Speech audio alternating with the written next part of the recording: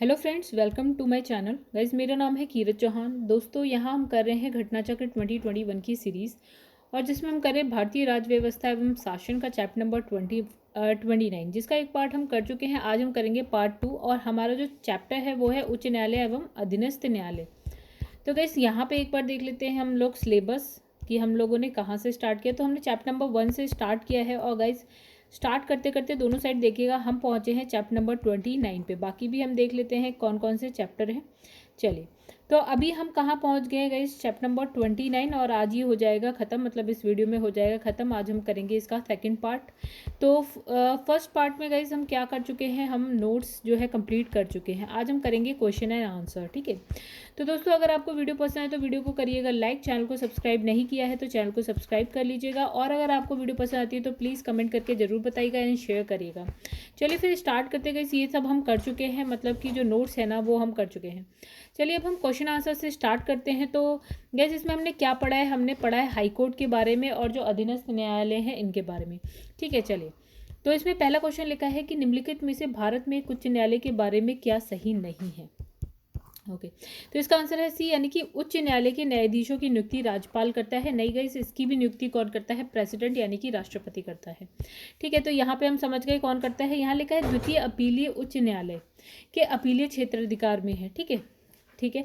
और फिर लिखा है उच्च न्यायालय के प्रत्येक न्यायाधीश की नियुक्ति राष्ट्रपति करता है। बिल्कुल सही लिखा है। देखिए यहाँ कौन करता है, राष्ट्रपति करता है, ना कि राज्यपाल करता है। फिर लिखा है उच्च न्यायालय जो है लोकहितवाद से संबंधित आवेदन स्वीकार कर सकता है, ठीक है। आइए समझते हैं अब इसकी व्याख्या। तो भारतीय संविधान के आर्टिकल 2171 के अनुसार उच्च न्यायालय के मुख्य न्यायाधीशों और अन्य न्यायाधीशों की जो नियुक्ति है वो कौन करता है, राष्ट्रपति करता है। और इसके लिए भारत के मुख्य न्यायमूर्ति से, यानी कि आपका चीफ जस्टिस ऑफ इंडिया से, उस राज्य के राज्यपाल से और मुख्य न्यायमूर्ति से भिन्न किसी न्यायाधीश की नियुक्ति की दशा में उस उच्च न्यायालय के मुख्य न्यायाधीश से परामर्श के पश्चात राष्ट्रपति अपने हस्ताक्षर और मुद्रा सहित क्या है अधिपत्र द्वारा उच्च न्यायालय के प्रत्येक न्यायाधीश को नियुक्त करेगा, ठीक है।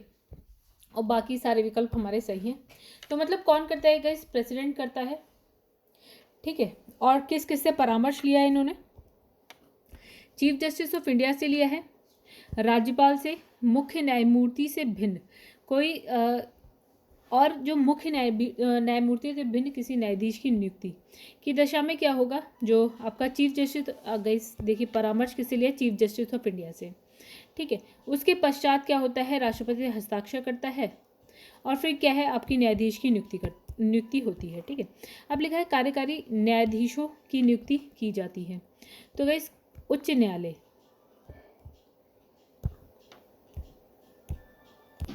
तो दोस्तों यहाँ पे लिखा हुआ है कि जो आर्टिकल 224 के तहत उच्च न्यायालयों के अपर यानी कि एडिशनल और एक्टिंग यानी कि कार्यकारी न्यायाधीशों की नियुक्ति का प्रावधान है।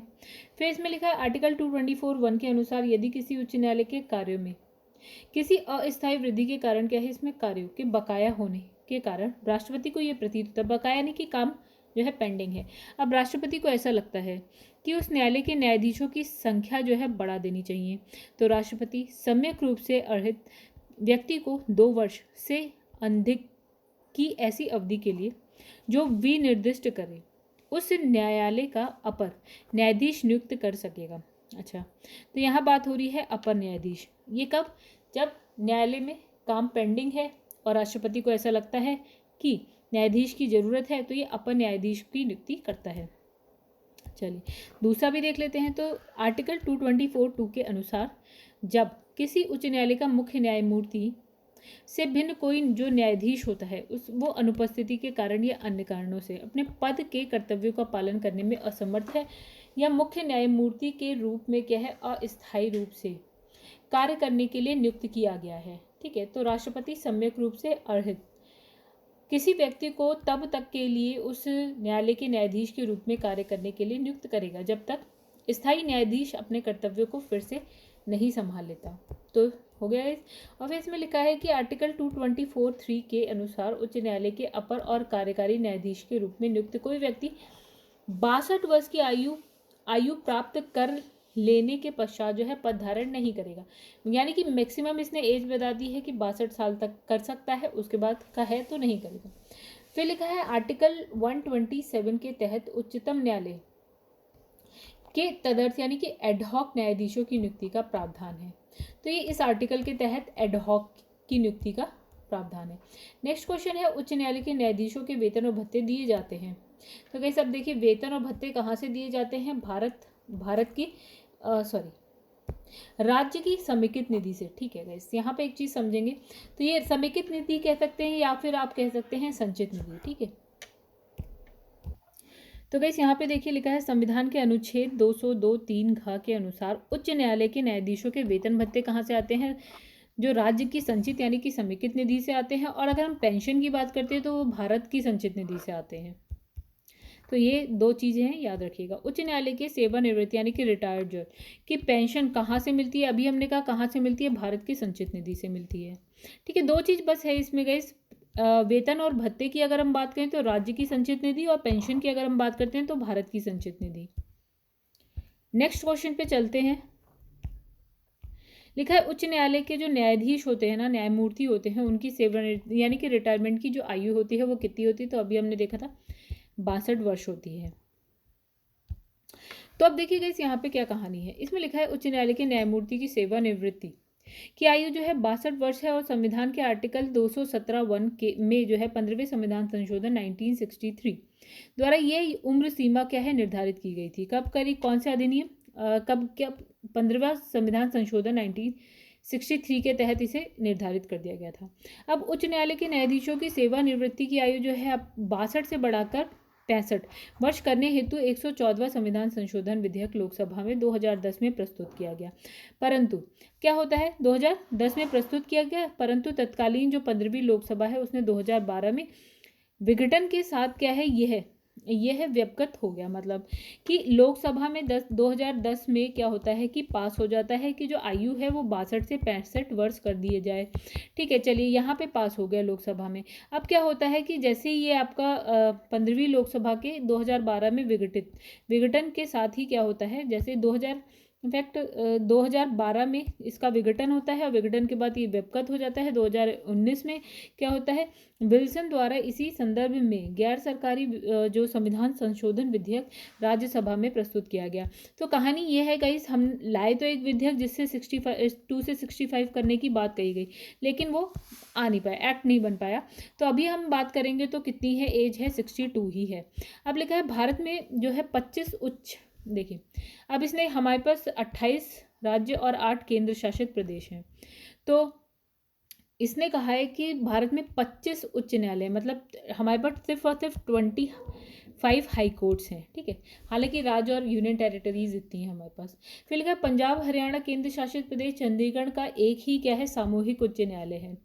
ठीक है, चलिए अभी हम समझेंगे। तो चलिए इस समझ क्या लेते हैं कि बिल्कुल सही लिखा है कि अभी हमारे पास सिर्फ 25 ही उच्च न्यायालय हैं, और पंजाब हरियाणा के और केंद्र शासित प्रदेश जो चंडीगढ़ है इसका एक ही उच्च न्यायालय है, ये भी सही है। फिर इसमें लिखा है जो दिल्ली है, दिल्ली का स्वयं का उच्च न्यायालय है, जबकि ये क्या है, यूनियन टेरिटरी है। तो ये भी सही, तीनों ही सही है, हम ये पढ़ के आए हैं गाइस, इसमें कुछ भी ऐसा नहीं है जो गलत है।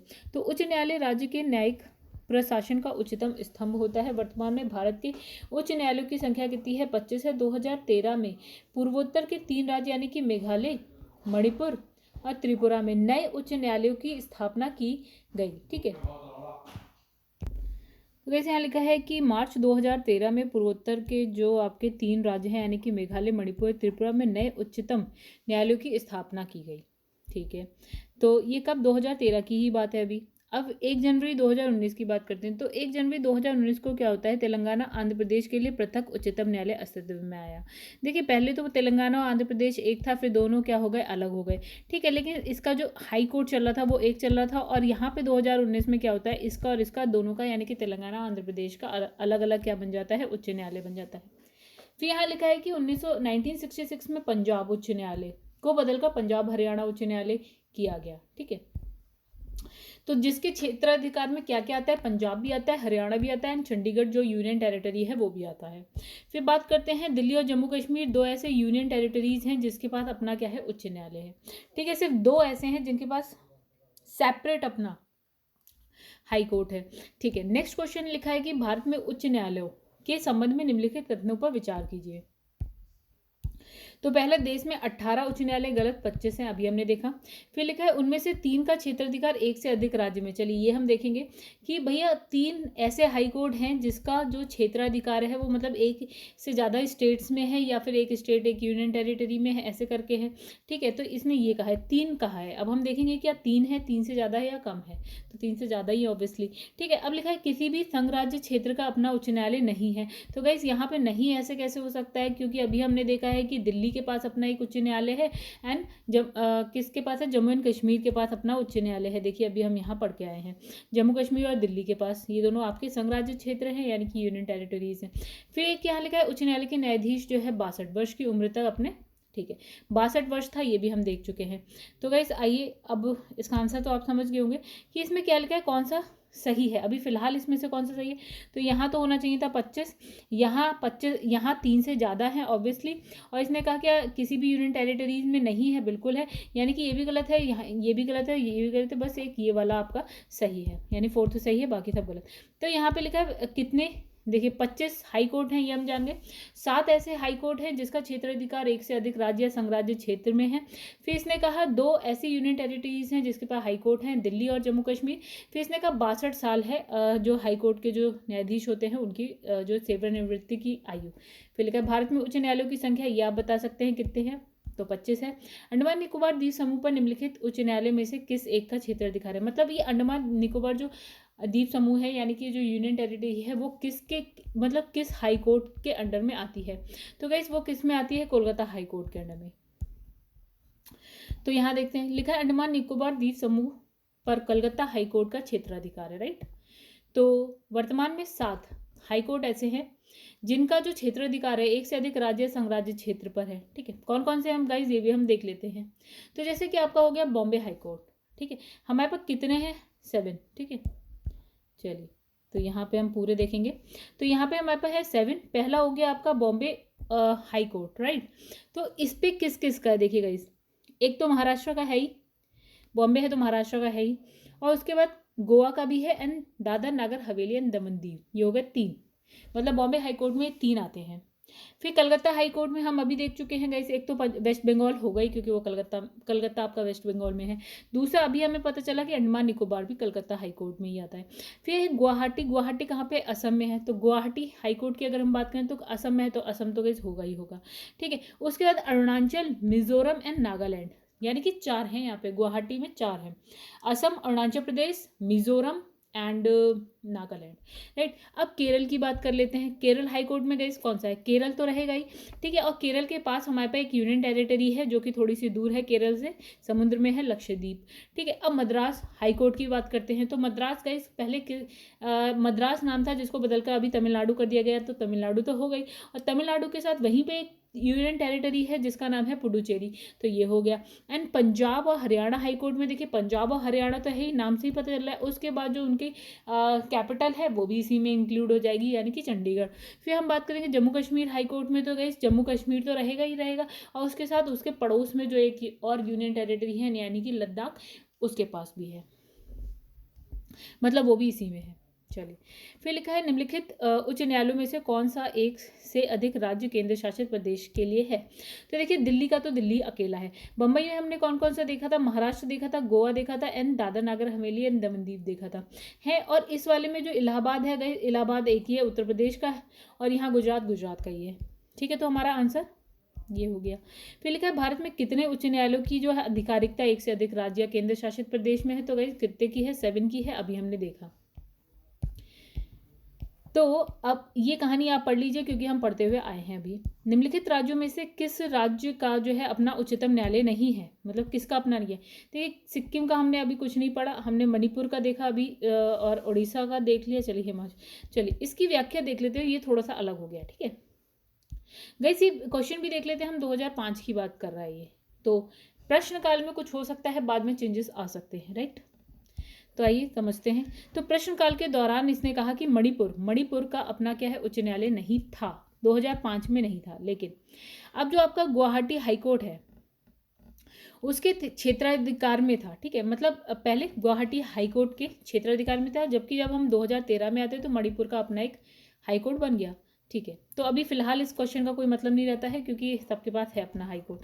फिर लिखा है निम्नलिखित में से किस राज्यों में मार्च 2013 में उच्च न्यायालय स्थापित हुआ था। अब देखिए 2013 में उच्च न्यायालय आया था, अभी हमने पढ़ा था पूर्वोत्तर के 3 राज्य।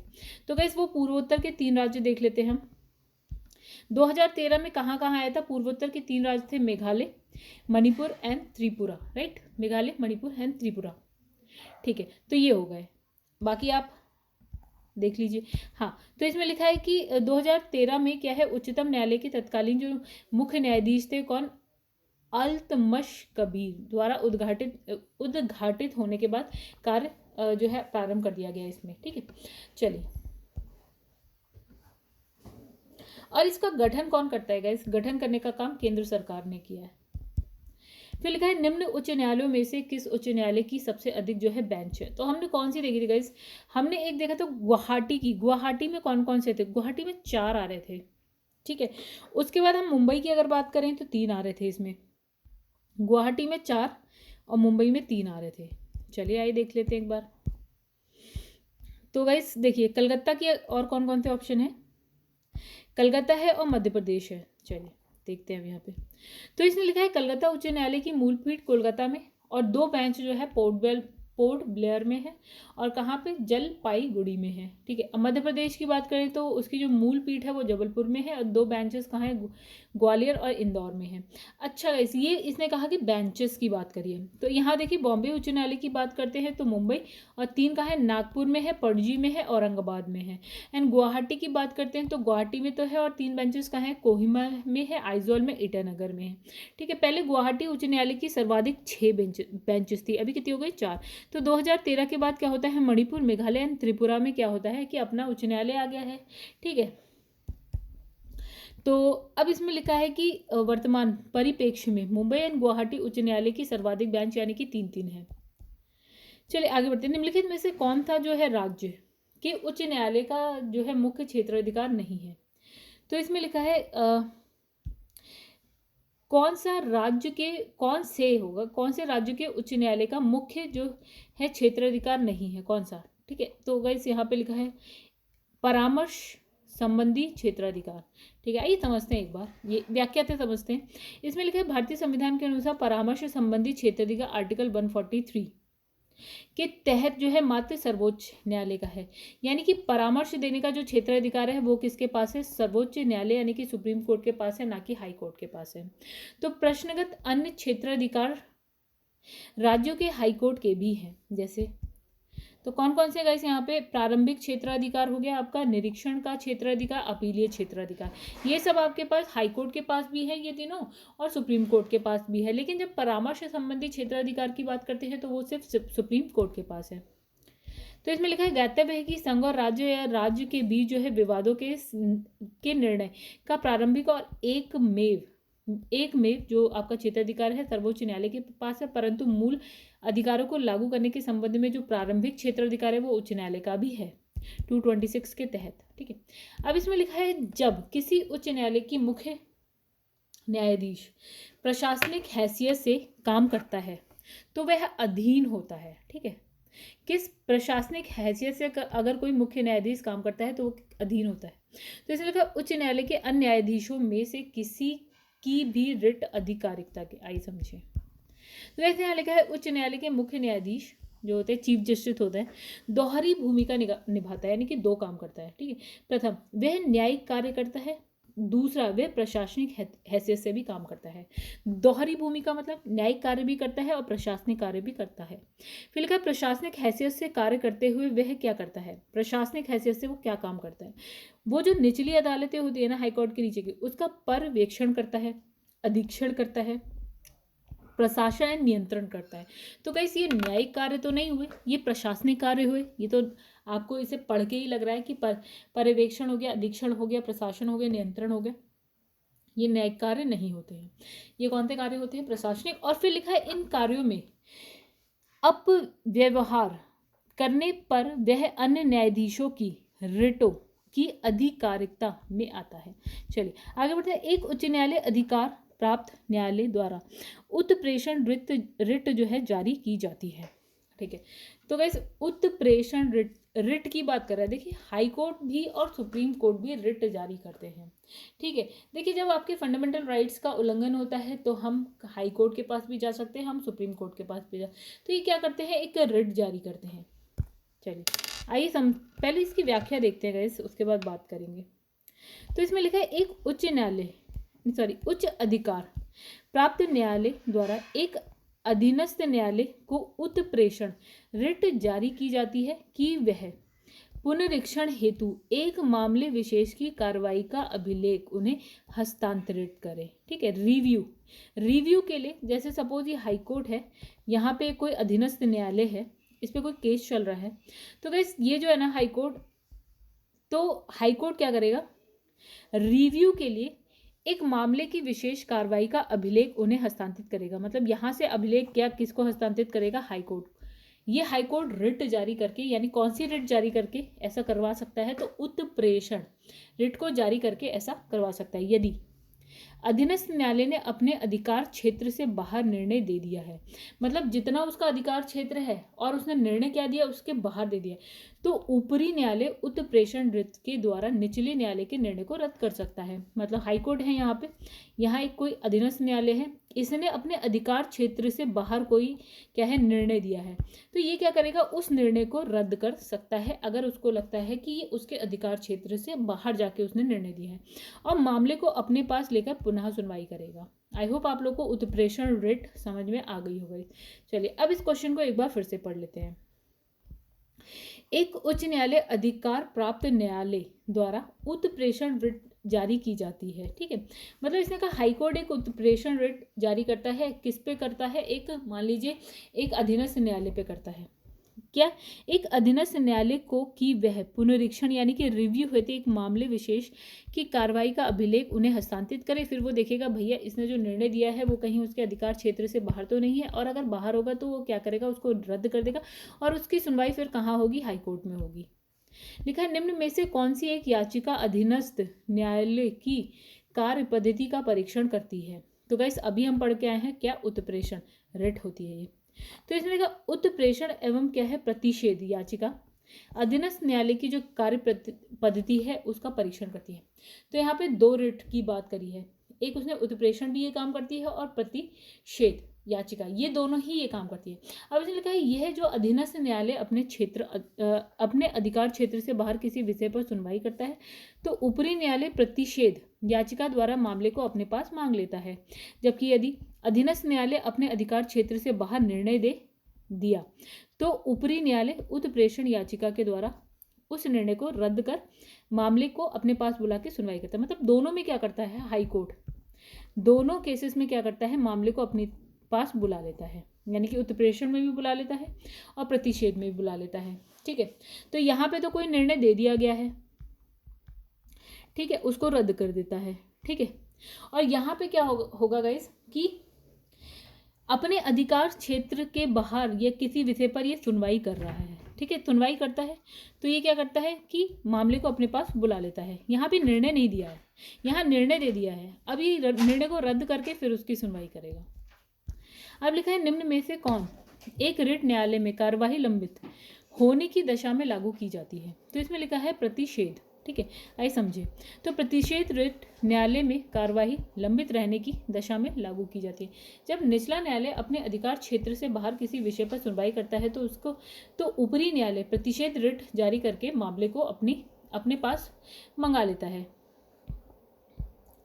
तो गाइस अभी हम कौन सा पढ़े थे, प्रतिषेध पढ़े थे, तो कहानी यही है प्रतिषेध, ठीक है। फिर लिखा है यहाँ पे नेक्स्ट क्वेश्चन, न्यायालय के आदेशों की जानबूझकर अवज्ञा करना या उनका पालन ना करना तथा न्यायिक व्यवहार के बारे में अनादर सूचक भाषा का प्रयोग करना न्यायालय की अवमानना की कोटि में आता है, ठीक है। यह था कथन। चलिए कारण भी देख लेते हैं। न्यायिक सक्रियता बाद न्यायपालिका को अवमाननापूर्ण व्यवहार को दंडित करने के दंडात्मक अधिकार दिए बिना कार्यान्वित नहीं किया जा सकता। देखिएगा इसका आंसर है बी, यानी कि आपका ए कथन भी सही है, कारण भी सही है, लेकिन क्या होता है कि जो कथन है वो जो कारण है यानी कि आर जो है एक ही सही व्याख्या नहीं करता। आई समझे? ओके, इसमें कुछ समझने जैसा ही नहीं गाइस। चलिए, ये क्वेश्चन आया था आईएएस 1997 में। चलिए, इसमें लिखा उच्च न्यायालय की परमादेश जारी करने की शक्ति के अंतर्गत आता है उपरोक्त सभी अधिकार आते हैं। परमादेश संवैधानिक अधिकार भी आते हैं, सांविधिक और मौलिक अधिकार आते हैं। चलिए गाइस, यहाँ देखते हैं क्या कहानी है। उच्चतम न्यायालय को आर्टिकल 32 के तहत और उच्च न्यायालय को आर्टिकल 226 के तहत मूल अधिकारों की रक्षा के लिए क्या करते हैं? रिट जारी करते हैं। कौन कौन से रिट हैं देखते हैं। एक तो हो गई बंदी प्रत्यक्षीकरण, दूसरा हो गई परमादेश, तीसरा है प्रतिषेध, देन उत्प्रेषण एंड अधिकार प्रश्य। तो अभी दो तो हम पढ़ चुके हैं रिट, ठीक है। ये हाई कोर्ट भी जारी कर सकता है एंड सुप्रीम कोर्ट भी जारी कर सकता है, ठीक है। दो तो हम पढ़ चुके हैं। अभी लिखा है किंतु जहां उच्चतम न्यायालय केवल मूल अधिकारों की रक्षा के लिए इन्हें जो है निकाल सकता है। मतलब जो ये रिट जारी करता है ना सुप्रीम कोर्ट जो रिट जारी करता है वो सिर्फ किसकी रक्षा के लिए करता है? आपके फंडामेंटल राइट्स यानी कि मूल अधिकारों की। लेकिन वहीं अगर हम बात करते हैं उच्च न्यायालय की यानी कि हाई कोर्ट की, तो ये क्या करता है? मूल अधिकारों की रक्षा के लिए भी ये रिट जारी करता है और साथ ही विधिक अधिकारों को प्रवर्त करने के लिए भी ये रिट जारी करता है। जो विधि और अन्य अधिकार होते हैं ना गाइस, उसके लिए भी जो है आपका हाई कोर्ट रिट जारी कर सकता है। तो मूल अधिकारों के लिए भी कर सकता है, हाई कोर्ट की अगर हम बात करें उच्च न्यायालय की, जो सांविधिक अधिकार हैं उनके लिए भी कर सकता है रिट जारी, एंड संवैधानिक अधिकारों के लिए भी कर सकता है। कौन? High court. बट अगर हम सुप्रीम कोर्ट की बात करते हैं तो वो सिर्फ और सिर्फ किसके लिए कर सकता है? मौलिक अधिकारों के लिए करता है। तो गाइस, रिट हम पढ़ चुके हैं, इन सब के बारे में जो है ना हम पढ़ चुके हैं पहले ही। आइए नेक्स्ट पे आते हैं। भारतीय नागरिकों के अधिकारों को संरक्षित करने में उच्च न्यायालय सर्वोच्च न्यायालय की अपेक्षा जो है बढ़िया स्थिति में। बिल्कुल अभी हमने देखा, ये देखिए ये सिर्फ फंडामेंटल राइट्स यानी कि मूल अधिकारों के लिए था, और ये अभी हमने ऊपर 3 देखे। तो ऑब्वियसली ये जो है ज़्यादा मतलब उसका जो क्षेत्राधिकार है यहाँ पे ज़्यादा है as compare to supreme court, ठीक है। अब यहाँ लिखा है सर्वोच्च न्यायालय केवल मौलिक अधिकारों के संरक्षण के लिए ही परमादेश जारी कर सकता है। बिल्कुल ठीक है। नहीं, एक चीज़ देखिएगा इस, ठीक है। तो यानी कि इसने कहा कि जो सर्वोच्च न्यायालय सिर्फ मौलिक अधिकारों के लिए कर सकता है, बिल्कुल सही है। तो यानी कि आपका दोनों ही सही है, और जो है आर जो है एक का सही स्पष्टीकरण भी करता है, ठीक है। इसने कहा कि इसने ये बोला कि जो हाई कोर्ट है सुप्रीम कोर्ट है वो सिर्फ एक के लिए करेगा, और फिर यहाँ बोला जो हाई कोर्ट है उसकी स्थिति सुप्रीम कोर्ट से ज़्यादा अच्छी है। क्यों? हाई कोर्ट 3 अभी हमने देखा एक से ज़्यादा के लिए करेगा और ये सिर्फ एक के लिए करेगा, तो हो गई स्थिति अच्छी। तो हो गया आंसर हमारा ए। तो गाइस इसकी व्याख्या पढ़ने का काम है आपका, बिकॉज हम ये पढ़ चुके हैं, ठीक है। इसमें कुछ नया नहीं है। चलिए, अब भारत के उच्च न्यायालय के न्यायाधीशों को हटाने के लिए रीति उच्चतम न्यायालय के न्यायाधीशों को हटाने की रीति के समान है। मतलब इसने कहा कि जैसे हाई कोर्ट का कोई न्यायाधीश है उसको हटाना है तो उसी तरीके से हटाया जाएगा जैसे सुप्रीम कोर्ट के न्यायाधीश को हटाया जाता है, ये कहा इसने पहले में। दूसरे में इसने कहा कि उच्च न्यायालय का कोई स्थायी न्यायाधीश अपने पद से सेवानिवृत्ति के पश्चात भारत के किसी भी न्यायालय या किसी प्राधिकारी के समक्ष जो है अभिवचन नहीं कर सकता। ओके, समझते हैं। तो गाइस पहला इसमें है आंसर है केवल एक, ठीक है। यानी कि ये सही है, यानी कि जो हाई कोर्ट है उसके न्यायाधीश को बिल्कुल वैसे ही हटाया जाएगा, उसी प्रोसेस से हटाया जाएगा, उसी तरह से हटाया जाएगा जैसे सुप्रीम कोर्ट के न्यायाधीश को। आगे बढ़ते हैं, दूसरे को समझते हैं, ठीक है। पहले तो हम समझे हुए हैं, दूसरा समझते हैं। तो यहाँ पे देखिए क्या लिखा है, 2017 के अनुसार आर्टिकल 2017 खा के अनुसार उच्च न्यायालय के किसी न्यायाधीश को उच्चतम न्यायालय के न्यायाधीश को मतलब उच्च न्यायालय के किसी न्यायाधीश को उच्चतम न्यायालय के न्यायाधीशों को हटाने के लिए आर्टिकल 124 के खंड 4 में उपबंधित रीति से उसके पद से राष्ट्रपति द्वारा हटाया जा सकेगा। ये तब हम पढ़ चुके हैं। फिर लिखा है इन्हें संविधान के आर्टिकल 124 में विहित प्रक्रिया से जो है आपका साबित कदाचार या असमर्थता के आधार पर संसद द्वारा जो है अधिनियमित न्यायाधीश जांच अधिनियम 1968 के तहत संसद के प्रत्येक सदन में विशेष बहुमत से हटाने संबंधी प्रस्ताव पारित करके जो है राष्ट्रपति के आदेश द्वारा हटाया जा सकता है। गाइस इसमें कुछ नहीं है, हम ये सारा पढ़ चुके हैं, इसलिए मैंने इसे फटाफट पढ़ दिया है। वही सब है जो हम बार बार 3-4 बार पढ़ चुके हैं। अब आते हैं नई बात करते हैं। तो इसमें लिखा आर्टिकल 220 के अनुसार उच्च न्यायालय का स्थायी न्यायाधीश जो है रिटायरमेंट के पश्चात जिस उच्च न्यायालय में वह स्थायी न्यायाधीश रहा हो उससे भिन्न उच्च न्यायालय और उच्चतम न्यायालय में अभिवचन कार्य कर सकता है। मतलब जिसमें वो न्यायाधीश था उसको छोड़ दिया जाए, उसको छोड़कर अन्य उच्च न्यायालय यानी कि हाई कोर्ट में और सुप्रीम कोर्ट में अभिवचन कार्य कर सकता है, ठीक है। इसलिए दूसरा वाला हो गया गलत। जबकि उच्चतम न्यायालय का जो सेवानिवृत्त न्यायाधीश है भारत के किसी न्यायालय या प्राधिकारी के समक्ष अभिवचन का कार्य नहीं कर सकता। मतलब हाई कोर्ट वाला तो कर सकता है रिटायरमेंट के बाद, लेकिन सुप्रीम कोर्ट वाला कहीं भी काम नहीं कर सकता उसके बाद। हाई कोर्ट वाला बस उस हाई कोर्ट में नहीं करेगा जहां ऑलरेडी वो न्यायाधीश रह चुका है, ठीक है। बाकी और हाई कोर्ट्स में कर सकता है एंड प्लस सुप्रीम कोर्ट में भी कर सकता है। चलिए, एक उच्च न्यायालय का न्यायाधीश अपना त्यागपत्र संबोधित करता है, किसको देता है गैस? राष्ट्रपति को देता है। आई समझे। उच्च न्यायालय का न्यायाधीश अपने पद की शपथ लेने के बाद 62 वर्ष की आयु तक अपने पद पर कार्य कर सकता है, ठीक है। और इससे पहले अगर उसको त्यागपत्र देना है तो वो किसको देता है? राष्ट्रपति को देता है। आर्टिकल 217(1) का साथ ही उसे किस कारण से हटाया जाता है? अगर हटाया जाएगा तो सिद्ध कदाचार एंड असमर्थता के आधार पर संसद के दोनों सदनों द्वारा अलग अलग अपने कुल बहुमत तथा उपस्थित मतदान या मत देने वाले सदस्यों के 2/3 बहुमत द्वारा पारित प्रस्ताव से राष्ट्रपति द्वारा पद मुक्त किया जा सकता है, यानी कि निकाला जा सकता है। अब लिखा है किस न्यायमूर्ति के खिलाफ 2011 में राज्यसभा में महाभियोग का प्रस्ताव पास किया और किंतु अपने बचाव के लिए उसने लोकसभा द्वारा अपनी उसी प्रस्ताव के पास होने के पूर्ण जो है त्यागपत्र दे दिया। मतलब कोई न्यायाधीश था तो क्या होता है इसकी राज्यसभा में प्रस्ताव पास हो जाता है, अब लोकसभा में प्रस्ताव पास हो उससे पहले उसने क्या करा? त्यागपत्र दे दिया। तो कौन थे? न्यायमूर्ति सौमित्र सेन। चलिए समझें थोड़ा सा। कोलकाता हाईकोर्ट के पूर्व न्यायाधीश न्यायमूर्ति सौमित्र सेन कौन से हाईकोर्ट से थे? कलकत्ता हाईकोर्ट से, ठीक है। तो सेन पर क्या है? लोक निधियों का दुरुपयोग करने के कारण 2011 में राज्यसभा में महाभियोग प्रस्ताव जो है पारित कर दिया गया।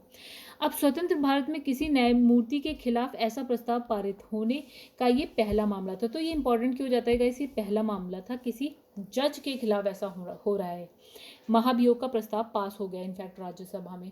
तो ये प्रस्ताव जो है लोकसभा में प्रस्तुत किए जाने से पहले क्या होता है कि 1 सितंबर 2011 को उन्होंने क्या करा? अपने ही पद से इस्तीफा दे दिया, यानी कि त्यागपत्र दे दिया। फिर लिखा है स्वतंत्र भारत में पहली बार न्यायमूर्ति वी रामास्वामी के विरुद्ध जो है 1993 में संसद में महाभियोग प्रस्ताव लाया गया था, हालांकि पास नहीं हुआ। यहाँ देखिए राज्यसभा में पास हो गया था इस वाले केस में। क्या नाम था इनका? न्यायमूर्ति सौमित्र सेन। कौन से हाई कोर्ट से थे? कोलकाता हाई कोर्ट से, ठीक है। अब देखिए यहाँ पे एक नेक्स्ट क्वेश्चन है, लिखा है कि बाबरी मस्जिद राम जन्मभूमि विवाद को इलाहाबाद हाई कोर्ट यानी कि लखनऊ न्यायपीठ के समक्ष मतलब जो समक्ष है लिखा है गाइस, बिकॉज ये 2001 का क्वेश्चन है। तो 2001 में चल ही रहा था ये केस, अभी फिलहाल तो खत्म हो गया है लेकिन तब चल रहा था। और इसका क्या प्रकार है? तो इसने लिखा कि स्वत्वाधिकार मुकदमा, हालांकि ये क्वेश्चन अब नहीं आएगा। चलिए इसकी व्याख्या समझते हैं, क्वेश्चन तो समझ में आया ना आया छोड़िए।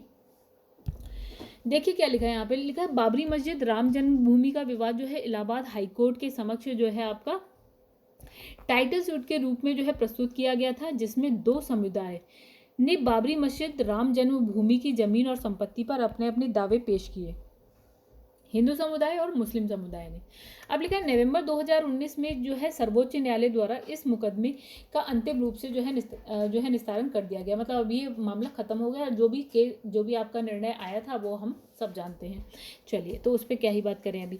तो इसमें लिखा है किस उच्च न्यायालय ने यह फैसला दिया कि एक ही बार में 3 बार तलाक कहने से तलाक होना जो है गैर कानूनी है। ये किस हाई कोर्ट ने ऐसा कहा है? तो गाइस देखिए, एक तो ये बात हो रही है 1994 की, तो इसने कहा यहाँ पे इलाहाबाद हाई कोर्ट ने ऐसा कहा कि एक बार में अगर आप 3 बार तलाक बोल देते तो ये गैर कानूनी होगा।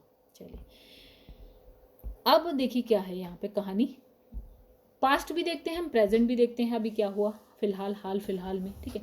तो यहाँ लिखा है कि इलाहाबाद हाई कोर्ट ने रहमतुल्लाह बनाम स्टेट ऑफ यूपी 1994 के मामले में निर्णय दिया कि एक ही बार में 3 तलाक कहने से तलाक होना गैर कानूनी है, क्योंकि इस प्रकार का तलाक पवित्र कुरान तथा भारतीय संविधान के प्रावधानों दोनों के विरुद्ध है। चलिए इसमें कुछ समझाने जैसा नहीं था।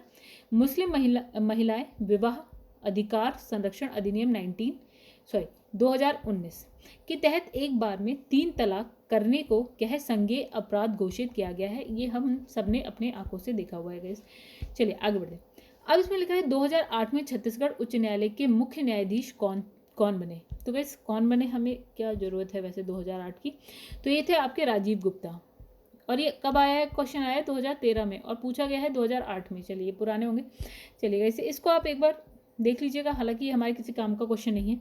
2 फरवरी 2008 को न्यायमूर्ति राजीव गुप्ता जो है छत्तीसगढ़ हाईकोर्ट के मुख्य न्यायाधीश बने थे। तो इससे पहले वे उत्तराखंड उच्च न्यायालय के मुख्य न्यायाधीश थे। वर्तमान कैसे हम क्यों पढ़ रहे हैं, छोड़ते हैं। अभी जो है इसने कहा है कि वर्तमान में देख लेते हैं। चलिए, वर्तमान में छत्तीसगढ़ उच्च न्यायालय के मुख्य न्यायाधीश न्यायमूर्ति PR रामचंद्र मेनन है। ठीक है, और ये 6 मई 2019 से इस पद पर है। ठीक है, तो वर्तमान वाला देखिए, अब पिछला हम किसी काम का नहीं है। अब इसने कहा विधि आयोग के किस अध्यक्ष ने अपनी रिपोर्ट में समर्थन किया है कि प्रत्येक उच्च न्यायालय के 1/3 न्यायाधीश दूसरे राज्य से होने चाहिए। मतलब इसने कहा कि सपोज आपका कोलकाता हाई कोर्ट है, ठीक है, तो इसने कहा कि इसमें जितने भी न्यायाधीश हैं तो उसके 1/3 जो है आपके उस स्टेट से, यानी वेस्ट बंगाल है तो उस स्टेट से अलग के होने चाहिए। 1/3 जो न्यायाधीश हैं वो अलग किसी स्टेट के होने चाहिए। ठीक है, तो क्वेश्चन क्या है, वित्त आयोग के किस अध्यक्ष ने अपनी रिपोर्ट में इसका समर्थन किया है। 2013 का क्वेश्चन है झारखंड PCS का। चलिए, 8वें वित्त आयोग के जो अध्यक्ष थे न्यायमूर्ति HR खान, तो ने आयोग की जो 80वीं रिपोर्ट है उसमें न्यायाधीशों की नियुक्ति के तरीके में उच्च न्यायालय के 1/3 न्यायाधीश कहा कि भैया आपके खुद के स्टेट के ना हो, दूसरे स्टेट से लेके आइए। लिखा है जिला न्यायाधीश शब्द संविधान के किस अनुच्छेद में है। ठीक है, कहाँ मिलेगा आपको ये जिला न्यायाधीश, संविधान में कहाँ मिलेगा इस आर्टिकल 233 में मिलेगा आपको। ठीक है, ये शब्द आपको आर्टिकल 233 में मिलेगा। तो भारतीय संविधान के भाग, ये क्या लिखा गया 6 के अध्याय 6 के अनुच्छेद 233 में जिला न्यायाधीश यानी कि डिस्ट्रिक्ट जज शब्द का उल्लेख किया गया है, जिसके अंतर्गत जिला न्यायाधीश की नियुक्ति का प्रावधान है। आर्टिकल 230 हाईकोर्ट की अधिकारिकता के संघ राज्य क्षेत्र पर विस्तार से। आर्टिकल 231 2 या अधिक राज्यों के लिए एक ही हाईकोर्ट की स्थापना के से संबंधित है, जबकि आर्टिकल 232 7वें संविधान संशोधन अधिनियम कौन सा 1956 द्वारा निरसन कर दिया गया है। आर्टिकल 233 के अतिरिक्त जो है आपका 233 का 234, 235, 236 में भी जिला न्यायाधीश का उल्लेख है। खाली इसमें ही नहीं है गाइस, आपको यहाँ पे भी डिस्ट्रिक्ट जज के बारे में मिल जाएगा संविधान में। भारत के संविधान के अनुसार जिला न्यायाधीश अभिव्यक्ति के अंतर्गत सम्मिलित नहीं है। तो इसमें लिखा है अधिकरण न्यायाधीश। चलिए समझते हैं गाइस थोड़ा सा। आर्टिकल 236 का के अनुसार जिला न्यायाधीश अभिव्यक्ति के अंतर्गत शामिल नहीं है। नगर सिविल न्यायालय का न्यायाधीश अपर जिला न्यायाधीश, संयुक्त जिला न्यायाधीश, सहायक जिला न्यायाधीश, लघु वाद न्यायालय का मुख्य न्यायाधीश, मुख्य प्रेसिडेंसी मजिस्ट्रेट, अपर मुख्य प्रेसिडेंसी मजिस्ट्रेट, सेशन न्यायाधीश, अपर सेशन न्यायाधीश, सहायक सेशन न्यायाधीश, अधिकरण न्यायाधीश इसमें शामिल नहीं है। तो गाइस क्वेश्चन देख लेते हैं हम कहाँ का, IAS का है, इसलिए इतना थोड़ा सा व्याख्या इसकी खतरनाक है, इनफैक्ट क्वेश्चन भी ये खतरनाक है।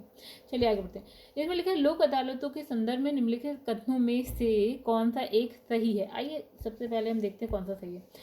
उपरोक्त में से कोई भी कथन सही नहीं है। चलिए लोक अदालत के बारे में हम ऐसे ही पढ़ लेते हैं, आप इसके एक बार देख लीजिएगा गाइस, हालांकि इसमें से कुछ भी सही नहीं है, टाइम वेस्ट मत करिए। चलिए हम लोक अदालत के बारे में थोड़ा सा पढ़ लेते हैं, बिकॉज हम ये पढ़ के नहीं आए हैं। लोक अदालतों में सामान्य न्यायालय में लंबित मामले का दोनों, अच्छा ये हमने पढ़ा है थोड़ा बहुत, ठीक है।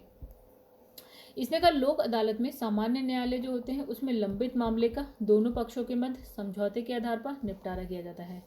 मतलब जो सामान्य न्यायालय होते हैं उसमें कुछ मामले क्या है, लंबित हैं। अब क्या होता है, ये कहाँ पहुँच गए, लोक अदालत में, तो ये क्या करते हैं, समझौता करवाते हैं, दोनों पक्षों के बीच समझौता करवाने का काम करते हैं पहले। तो इसमें लिखा है दीवानी मामले के साथ साथ कतिपय जो आपके आपराधिक मामले पर भी विचार किया जाता है। मतलब दीवानी मामले भी होंगे आपके और आपराधिक मामले भी हैं, ठीक है। अब लोक अदालतों में वर्तमान और सेवानिवृत्त जो न्यायिक अधिकारी या विधि ज्ञान रखने वाला जो है सम्माननीय व्यक्ति पीठासीन अधिकारी होता है। तो कौन हो सकता है गाइस, जो रिटायर हो गया हो कोई न्यायाधीश, या फिर विधि ज्ञान रखने वाला कोई आपका व्यक्ति पीठासीन हो सकता है, ठीक है। अब लिखा है सामान्यतः एक वकील और एक सामाजिक कार्यकर्ता इसके सदस्य होते हैं। कौन, वकील और सामाजिक कार्यकर्ता। चलिए आगे बढ़ते हैं। ग्राम न्यायालय अधिनियम के संदर्भ में निम्नलिखित कथनों में से कौन सा सही है बोल रहा है। इस अधिनियम के अनुसार ग्राम न्यायालय केवल सिविल मामले की सुनवाई कर सकता है, आपराधिक मामले की नहीं। चलिए, तो एक बात हमें ये समझ में आई गई, देखिए यहाँ पे कि ये गलत हो गया। क्यों गलत हो गया? क्योंकि ये सिविल मामले की भी सुनवाई करता है। जो ग्राम न्यायालय है वो आपका सिविल मामले और प्लस आपराधिक मामले दोनों की सुनवाई कर सकता है। अब लिखा है कि ये अधिनियम स्थानीय सामाजिक सक्रियतावादियों को मध्यस्थ और सुलहकर्ता के रूप में जो है स्वीकार करता है। चलिए, ये हो गया सही। ठीक है, आइए इसकी व्याख्या देख लेते हैं। तो लिखा है ग्राम न्यायालय अधिनियम 2008 की धारा 11 के अंतर्गत ग्राम न्यायालय को सिविल आपराधिक दोनों ही मामलों की सुनवाई का अधिकार है। फिर लिखा अधिनियम की धारा 27 के अनुसार स्थानीय सामाजिक सक्रियतावादियों को मध्यस्थ और सुलहकर्ता के रूप में स्वीकार किया गया है। तो गाइस एक चीज देख लेते हैं यहाँ पे कौन से उसमें आया है ये पेपर में। तो ये आया है IAS में। तो थोड़ा सा जो डिफरेंट सा होना गाइस, थोड़ा सा टफ सा लगे तो समझ लो वो आपके स्टेट का नहीं है। ठीक है, चलिए यहाँ पे देखते हैं। भारत में चलित न्यायालय यानी कि मोबाइल कोड, इसका मानस पुत्र है। ओके, इनका मानस पुत्र है। तो लिखा डॉक्टर APJ अब्दुल कलाम। तो इंपॉर्टेंट अच्छा क्वेश्चन है गाइस ये। ठीक है, तो इसमें लिखा है 4 अगस्त 2007 को हरियाणा के मेवात जिले में स्थित पुनहाना में देश की पहली मोबाइल यानी कि मोबाइल अदालत यानी कि जो मूव करती है अदालत और आपके पास तक पहुंचेगी, राइट, का उद्घाटन किया गया। तो इसका शुभारंभ भारत के तत्कालीन मुख्य न्यायाधीश JK बालकृष्ण ने किया और इसका उद्देश्य सुदूर पिछड़े इलाकों तक न्यायिक व्यवस्था का लाभ पहुंचाना है। तो इस प्रकार के न्यायालयों की परिकल्पना सबसे पहले किसने करी? भूतपूर्व राष्ट्रपति थे हमारे, कौन? APJ अब्दुल कलाम ने की थी। ठीक है, अब देखिए ये कब आया था? 2008 BPSC का क्वेश्चन है। तो गाइस यहाँ हो गया ये वाला चैप्टर हमारा खत्म। अगर आपको वीडियो पसंद आए तो वीडियो को करिएगा लाइक, चैनल को सब्सक्राइब नहीं किया है तो कर लीजिएगा, कमेंट करके जरूर बताइएगा कैसे लगा, एंड शेयर करिएगा अगर आपको वीडियो अच्छी लगी हो तो। चलिए गाइस, धन्यवाद, मिलते हैं आपसे अगली वीडियो में अगले चैप्टर के साथ।